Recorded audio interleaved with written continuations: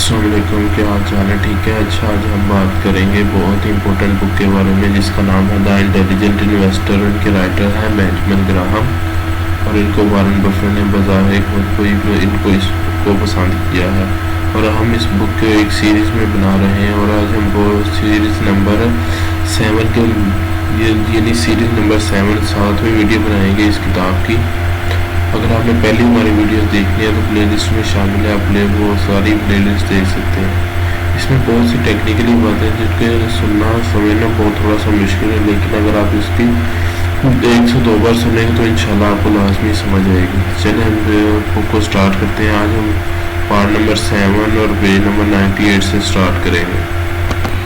चलिए अब हम बुक को स्टार्ट करते हैं। फिर ये पेज नंबर 90 नहीं है, पेज नंबर ये हमारा 98 ही होगा, लेकिन ये इसी तरह बुक पर लिखा है। वैसे सुना इसका पेज नंबर 98 ही है। अच्छा चले हम स्टार्ट करते हैं। छोटे सरमायाकारों की मंदी वो मुख्तसर फरोख्त कर रहे थे। अक्टूबर 1970 के इसी जरीदे के एक और अदार ये शाया किया कि जिसमें लापरवाह सरमायाकारों पर तनकीद की गई जो इस बार खरीदारी की तरफ दौड़ रहे थे।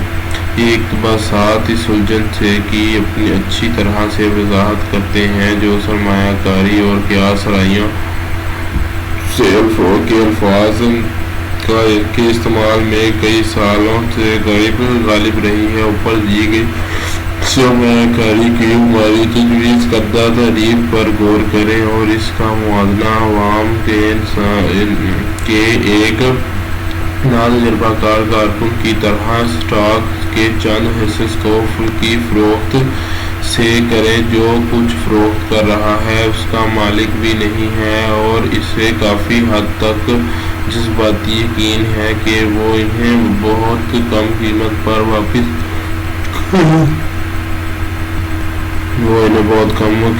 वापस खरीद सकेगा कि जब 1962 में मजमून छाया हुआ तो मार्केट पहले ही बड़े साइज की गिरावट का सामना कर चुकी थी और अब हासिल कर रही है।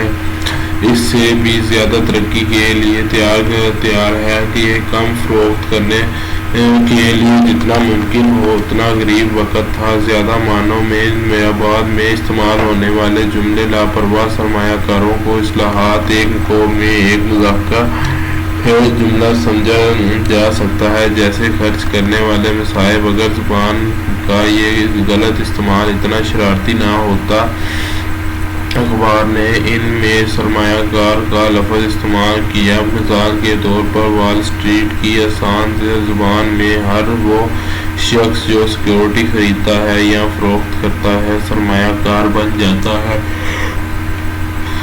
कदा नज़र इसके कि वो क्या खरीदता है या किस मकसद के लिए खरीदता है या किस कीमत पर, चाहे वो नकद या मार्जिन पर। इसका मुआवजा 1948 में आम स्टॉक के बारे में अवाम के रवैये से करें। जब पूछे गए 90% से ज़्यादा लोगों ने आम स्टॉक की खरीदारी के खिलाफ अपने आप का इजहार किया। तकरीबन आधे लोगों ने इसकी वजह महफूज नहीं है एक जुआ बताया और तकरीबन आधे ने इसकी वजह वाकिफ नहीं बताई। ये सितम ज़रीफ़ी है। ग्राहम ने जिस सर्वे का हवाला दिया वो मिशिगन यूनिवर्सिटी की तरफ से फेड के लिए किया गया था और जुलाई 1948 के फेडरल रिजर्व बुलेटिन में शाया हुआ। लोगों से पूछा गया, फ़र्ज़ करें कि एक आदमी इतना पैसा खर्च ना करने का फ़ैसला करता है तो वो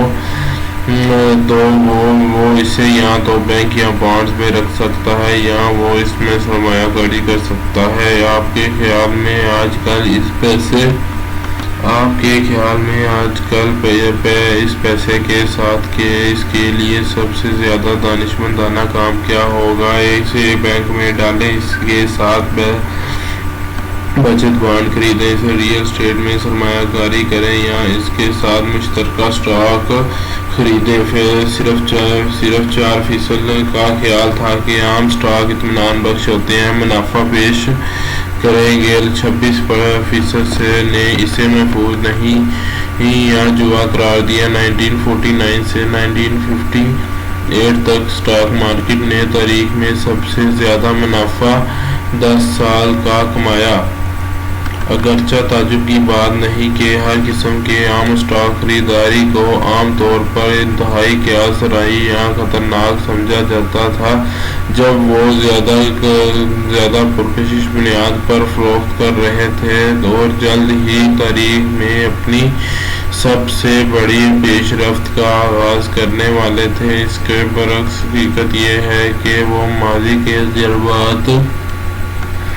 تجربات بلا شبہ خطرناک حد تک پہنچ گئے تھے، جیسا کہ بعد میں انہیں سرمایہ کاری میں تبدیل کر دیا گیا تھا اور اسٹاک خریدنے والے پورے عوام کو سرمایہ کاروں میں تبدیل کر دیا گیا تھا۔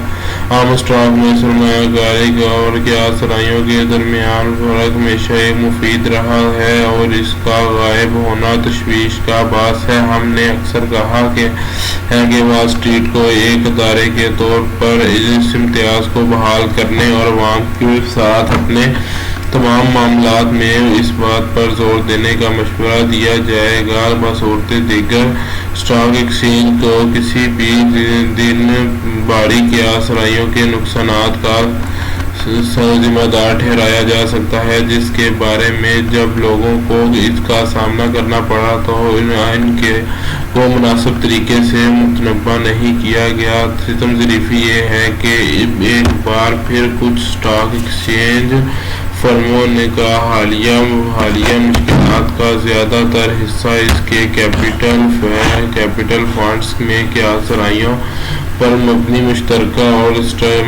اسٹاک کو شامل کرنے کی وجہ سے سامنے آیا۔ ہمیں یقین ہے کہ اس کتاب کے قارئین کو ایک دن خطرناک کا معقول طور پر واضح اندازہ ہو جائے گا جو عام اسٹاک کے وعدوں میں شامل ہیں۔ وہ خطرات جو منافع کے مواقع سے الگ نہیں ہیں، وہ پیش کرتے ہیں اور ان دونوں کو سرمایہ کار کے حساب میں اجازت دی جانی چاہیے۔ شاید ہم نے ابھی جو کچھ کہا ہے وہ اس بات کی نشاندہی کرتا ہے کہ اب شاید ایسا نہ ہو۔ یہ ایک خالص سرمایہ کاری کی پالیسی ہے جس میں عام اسٹاک شامل ہے، اس معنی میں کہ کوئی بھی ہمیشہ انہیں ایسی قیمت پر خریدنے کا انتظار کر سکتا ہے جس کو مارکیٹ یا کوٹا نقصان کا خطرہ نہ ہو، جو پریشان کن ہو۔ زیادہ تر اتوار میں سرمایہ کار کو اپنی مشترکہ اسٹاک ہولڈنگز میں قیاس رائے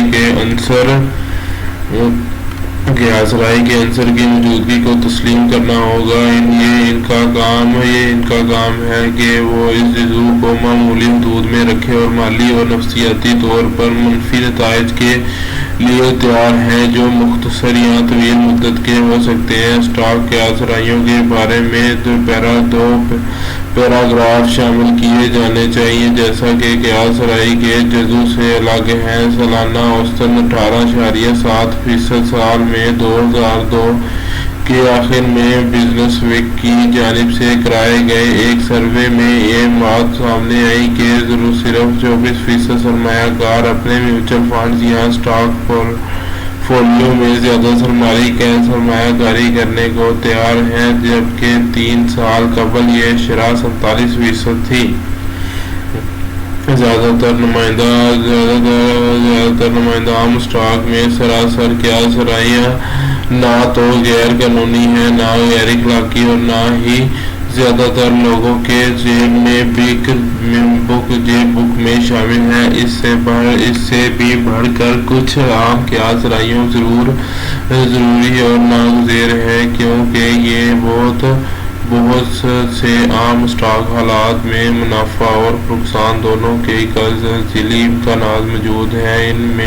اس میں خطرات کو کسی بھی فرض کرنا ضروری ہے ذہین قیاس رائیوں میں، کیونکہ ذہین سرمایہ کاری کا سرمایہ کاری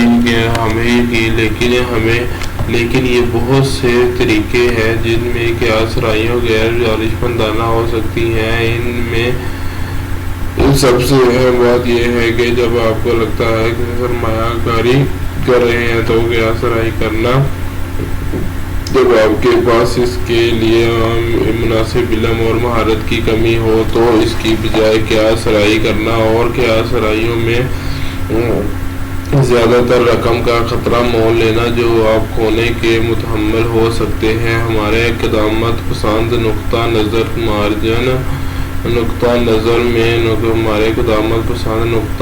میں مارجن پر کام کرنے والے ہر غیر پیشہ ور کو تسلیم کرنا چاہیے کہ وہ اصل میں کیا سرائی کر رہا ہے اور اس کے بروکر کی ذمہ داری ہے کہ وہ اسے مشورے دے کہ وہ ہر وہ شخص کو نام و نہاد گرم عام کے اسٹاک کا مسئلہ خریدتا ہے یا اس سے ملتا جلتا کسی بھی طرح سے خریداری کرتا ہے یا تو کیا سرائی کر رہا ہے یا جوا کھیل رہا ہے۔ کیا سرائی ہمیشہ دلچسپ ہوتی ہے۔ جب آپ کھیل سے آگے ہوتے ہیں تو وہ بہت مزہ ہو سکتا ہے۔ اگر آپ اس میں اپنی قسمت آزمانا چاہتے ہیں تو اس مقصد کے لیے اپنے سرمایہ کا ایک حصہ ایک علیحدہ فنڈز میں رکھیں۔ اس اکاؤنٹ میں کبھی بھی زیادہ رقم شامل نہ کریں کیونکہ کیا سرائیوں دو سطح پر فائدہ مند ہیں۔ پہلا، کیا سرائیوں کے غیر تصدیق شدہ کمپنیاں جیسے امازون، پرانے زمانے کے ایڈیسن الیکٹرک لائٹ کمپنی توسیع کے لیے ضروری سرمایہ کاری کرنے کے قابل نہیں ہوں گی۔ بہت زیادہ فائدہ حاصل کرنے کی پرکشش طویل مدتی امکان چکنائی ہے جو جدت طرازی کی مشینری کو چکنا کرتی ہے۔ اور دوسری بات یہ ہے کہ جب بھی اسٹاک خریدنا یا فروخت کیا جاتا ہے تو خطرے کا تبادلہ کیا جاتا ہے لیکن کبھی خطرہ ختم نہیں ہوتا۔ زیادہ خریدار بنیادی طور پر خریدتا ہے یا تو اسٹاک نیچے جا سکتا ہے تو اس نہ بیچنے والا بھی ایک باقی خطرہ برقرار رکھتا ہے۔ امکان ہے کہ اس نے ابھی جو اسٹاک فروخت کیا وہ بڑھ سکتا ہے۔ مارجن اکاؤنٹ آپ کو بروکریج فرم سے قرض لینے اور رقم کا استعمال کرتے ہوئے اسٹاک خریدنے کے قابل بناتا ہے۔ ادھار لی گئی رقم کے ساتھ سرمایہ کاری کر کے جب آپ کے اسٹاک اوپر جاتے ہیں تو آپ زیادہ کماتے ہیں لیکن جب وہ نیچے چلے جاتے ہیں تو آپ کا صفایا کیا جاتا ہے۔ قرض کے لیے ضمانت آپ کے اکاؤنٹ میں سرمایہ کاری کی قیمت ہے، لہذا اگر قیمت آپ کے قرض کی رقم سے کم ہوتی ہے تو آپ کو زیادہ رقم لگانا ہوگی۔ مارجن اکاؤنٹس کے بارے میں مزید معلومات کے لیے WWSCEC گورنمنٹ انویسٹر پر آپ سرچ کر سکتے ہیں۔ چلیں اب ہم نیکسٹ بات کرتے ہیں مارکیٹ میں اضافہ ہوا اور منافع بڑھ رہا ہے۔ یہ پیسے لینے کے بارے میں سوچنے کا وقت آیا اور اپنے کیا سرمایہ کے فنڈز سے باہر اپنے کیا سرمایہ اور سرمایہ کاری کے کاموں کو کبھی بھی ایک ہی اکاؤنٹ میں نہیں ملاتے اور نہ ہی اپنی سوچ کے کسی بھی حصے میں دفاعی سرمایہ کاری کی طرف سے یہ نتائج کی توقع کی جائے۔ ہم پہلے ہی دفاعی سرمایہ کار کو ایک ایسے سرمایہ کار کے طور پر بیان کر چکے ہیں کہ جو بنیادی طور پر حفاظتی اور پریشانی سے آزادی میں شامل ہے۔ عام طور پر اسے کس راستے پر چلنا چاہیے اور اگر اس طرح کے حالات واقعی موجود ہیں تو وہ اس عام حالات میں کیا واپسی کی توقع کر سکتا ہے۔ ان سوالات کا جواب دینے کے لیے ہم اپنے اس بات پر غور کریں کہ ہم نے 7 سال قبل اس موضوع پر کیا لکھا تھا۔ اس ان کے بعد سرمایہ کار کی متوقع واپسی کو کنٹرول کرنے والے بنیادی معامل میں کیا اہم تبدیلیاں آئیں اور آخر میں اسے کیا کرنا چاہیے اور موجودہ حالات میں اسے کیا توقع رکھنی چاہیے۔ ہم نے 6 سال پہلے کیا کہا تھا؟ ہم نے سفارش کی سرمایہ کار کو اپنے حیثیت کے اعلیٰ درجے کے بانڈز اور سرکردہ مشترکہ حصص کے درمیان تقسیم کرے کہ بانڈز میں رکھا جانے والا تناسب کبھی بھی 25% سے کم یا 25%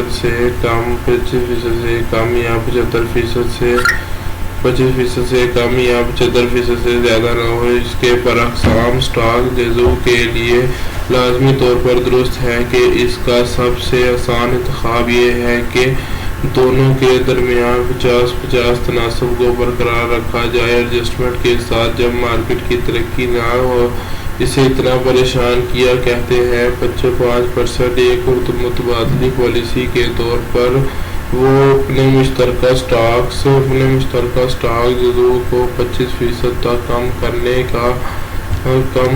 کا انتخاب کر سکتے ہیں اگر وہ محسوس کرتے ہیں کہ مارکیٹ خطرناک حد تک اونچی ہے، اور اس کے برعکس اگر وہ محسوس کرتے ہیں کہ عام اسٹاک کی قیمتوں میں اتنی کمی انہیں تیزی سے پرکشش بنا رہی ہے تو زیادہ سے زیادہ 75% کی طرف سے لے جانے کا انتخاب کر سکتے ہیں۔ 1965 میں سرمایہ کار high grade taxable bonds پر 14% اپنے ٹیکس فری بانڈز پر 4.31% حاصل کر سکتا ہے۔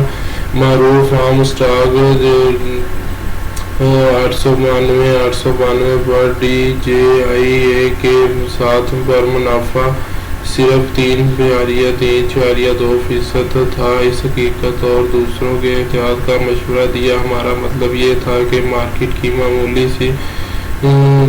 معمول کی سطح پر سرمایہ کار کو اپنے حصص کی خریداری پر 3.2/1 اور 2/41% کے درمیان ابتدائی منافع کی واپسی حاصل کرنے کے قابل ہونا چاہیے جس میں ایک نمائندے کی قیمت کم اور مستقل اضافہ شامل کیا جانا چاہیے۔ تقریباً اتنی ہی رقم کے اسٹاک لسٹ جن میں سالانہ تقریباً 7 اور 7.5 کی مشترکہ آمدنی اور تعریف سے منافع ملتا ہے۔ بانڈز میں اسٹاک کے درمیان نصف اور نصف تقسیم انکم ٹیکس سے پہلے تقریباً 6% حاصل کرے گی۔ ہم نے مزید کہا کہ اسٹاک جزو کو بڑے پیمانے پر افراد کی وجہ سے قوت خریدنے اور نقصان کے خلاف مناسب حد تک تحفظ فراہم کرنا چاہیے۔ واضح رہے کہ مذکورہ اعداد و شمار سے ظاہر ہوتا ہے کہ اسٹاک مارکیٹ میں 1949 اور 1964 کے درمیان ہونے والے پیش رفت کی شرح بہت کم ہوگی۔ یہ شرح مجموعی طور پر لسٹڈ اسٹاک کے لیے 10% سے بہتر تھی۔ یہ عام طور پر ایک قسم کی ضمانت کے طور پر سمجھا جا سکتا تھا کہ مستقبل میں اسی طرح کی تسلی بخش نتائج کو شمار کیا جا سکتا ہے۔ بہت کم لوگ اس امکان پر سنجیدگی سے غور کرنے کے لیے تیار تھے کہ ماضی میں ترقی کی اعلیٰ شرح کا مطلب ہے کہ اسٹاک کی قیمتیں اب بھی زیادہ ہیں، اور لہٰذا 1949 کے بعد یہ حیرت انگیز نتائج مستقبل کے لیے بہت اچھے نہیں بلکہ برے نتائج کا اشارہ دیں گے۔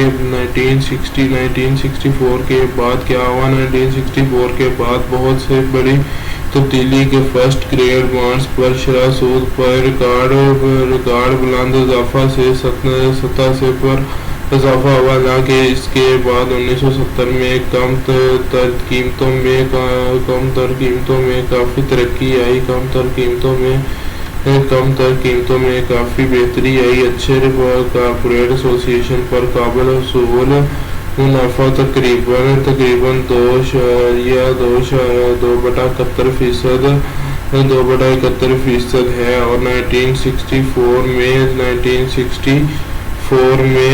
2.14% के मुकाबले में इससे भी ज़्यादा है और इसी दौरान DJI और DJI टॉप्स के हिस्से पर मुनाफा की वापसी 1969 से 70 की मार्केट गिरावट के दौरान भी मुनासिब पेशरफ्त हुई थी, लेकिन जैसा कि हम लिखते हैं कि ये 1964 के आखिर में 3.2% के मुकाबले में 3.2% से भी कम है। शरह सूद में तब्दीली से इस अरसे के दौरान दरमियानी मुद्दत यानी 20 साला बॉन्ड्स की कीमत तरक्की से ज़्यादा 38% की कमी वाक़या हुई। इन पेशरफ्तों का एक मुतज़ाद पहलू है। 1964 में हमने इस इम्कान पर तफसीली तबादला किया कि स्टॉक की कीमत बहुत ज़्यादा हो सकती है और बिलाखिर संगीन रुकावट का शिकार हो सकती है, लेकिन हमने ख़ास तौर पर इस इम्कान पर गौर नहीं किया कि आला दर्जे के बॉन्ड्स की कीमत के साथ भी ऐसा हो सकता है। ना ही किसी और ने क्या किया कि हम जानते हैं। हमने मुतनब्बा किया था कि सफ़ा 90 पर की सूद की शरह में तब्दीली के जवाब में तवील मुद्दती बॉन्ड्स की कीमत में वसी पैमाने में फ़र्क हो सकता है। इसके बाद जो कुछ हुआ उसकी रोशनी में हम समझते हैं कि इसके इंतबाह में पर काफ़ी जोर दिया गया था, क्योंकि हकीकत ये है कि अगर सरमायाकार के पास DJI के 1964 में 874 की इख्तितामी कीमत पर इसकी एक रकम होती तो इसे 1971 में आखिर में इस पर थोड़ा सा मुनाफा होता, यहाँ तक कि 1970 में सबसे निचली सतह पर भी इसका ज़ाहिर करदा नुकसान अच्छे तवील मुद्दती बॉन्ड्स पर दिखाए जाने वाले नुकसान से कम होता है। दूसरी तरफ अगर उन्होंने अपनी बॉन्ड्स टाइप की सरमायाकारी को अमेरिकी बचत बॉन्ड्स के लिए मुद्दत कॉर्पोरेट एसोसिएशन और सेविंग अकाउंट्स तक महदूद कर दिया तो इस मुद्दत के दौरान इनके प्रिंसिपल की मार्केट वैल्यू में कमी नहीं होती और वो अच्छे स्टॉक की तरफ से पेश करदा आमदनी और के मुनाफा से ज़्यादा आमदनी के मुनाफा से लुत्फ़अंदोज़ होते। लिहाजा ये बात सामने आई कि 1964 में आम स्टॉक के मुकाबले में हकीकी नकद मसावी सरमायाकारी बहुत बेहतर साबित हुई। इसके बावजूद हर अफराद ज़र के तजर्बे के बावजूद उसूली तौर पर नकदी पर स्टॉक को तरजीह देनी चाहिए थी। अच्छे तवील मुद्दती बॉन्ड्स की कीमत असल कीमत में कमी की वजह से मिनी मार्केट में होने वाले पेशरफ्त हैं, जो आमतौर पर अफराद की सरमायाकारी की पॉलिसी पर अहम असरअंदाज नहीं होता है। वक़्त के साथ साथ तजर्बात के एक ना ख़त्म होने वाले सिलसिले में ये एक और है कि जिसने ज़ाहिर किया है कि सिक्योरिटी की कीमतों का मुस्तकबिल कभी पेशगोई नहीं की जा सकती। तकरीबन हमेशा बॉन्ड स्टॉक की कीमतों में बहुत कम उतार चढ़ाव करते हैं और सरमायाकार आमतौर पर अपनी मार्केट में की कीमतों में तब्दीली के बारे में फ़िक्र किए बगैर किसी भी पुख्तगी के अच्छे बॉन्ड्स खरीद सकते हैं। इस कायदे में कुछ इस्तिस्ना थे और 1964 के बाद का दौरान में एक साबित हुआ। हमें کے بعد میں اس کے باب میں بانڈز کی قیمتوں میں تبدیلی کے بارے میں مزید کہا گیا۔ 1971 کے آخر میں اور 1972 کے اوائل میں توقعات اور پالیسی 1971 کے آخر تک اچھے درمیانی مدت کی کارپوریٹ بانڈز پر 8% ٹیکس سود اور اچھی ریاستی یا میونسپل سیکیورٹیز یا 7.7% ٹیکس فری حاصل کرنا ممکن تھا۔ قلیل مدتی شعبے میں سرمایہ کار کو 5 سال کی امریکی حکومت کے مسائل پر تقریباً 6% کا احساس ہوا تھا۔ ہو سکتا ہے مؤخر ذکر صورت میں خریدار کو فکر مند ہونے کی ضرورت نہیں ہے۔ انشاءاللہ ہم باقی نیکسٹ ویڈیوز میں بات کریں گے۔ آج کے لیے اتنا ہی کافی۔ اللہ حافظ۔ اگر آپ کو ہماری ویڈیوز میں کچھ بہتری ملی ہے تو ہماری ویڈیوز کو لازمی دوستوں کے ساتھ شیئر کریں تاکہ وہ باقی لوگ بھی اس کتاب سے فائدہ اٹھا سکیں۔ اللہ حافظ۔